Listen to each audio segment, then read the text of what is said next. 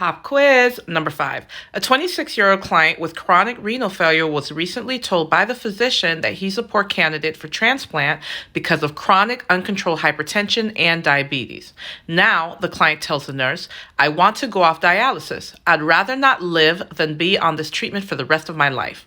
Which responses by the nurse are appropriate? Select all that apply.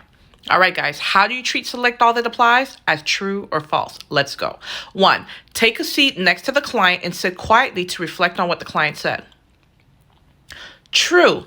When you sit next to that patient and you're quiet, you're not saying a word, what are you doing? That's called offering self. You're letting them know that they're valuable to you and you're going to sit there until they're ready to talk. True. 2, say to the client, we all have days when we don't feel like going on.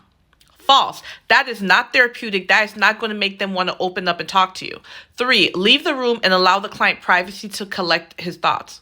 False. That's not therapeutic communication. The whole point is you want them to discuss how they're feeling, give them an opportunity to talk, and so you can, provide some teaching or some reinforcement.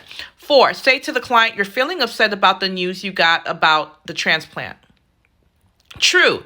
Just stating the obvious, guys, and I know it sounds weird because you're like, why would you want to do that? But I'm telling you, textbook nursing, just stating the obvious is enough for the patient to want to open up and say, yeah, this really bothered me, X, Y, Z, and they start talking.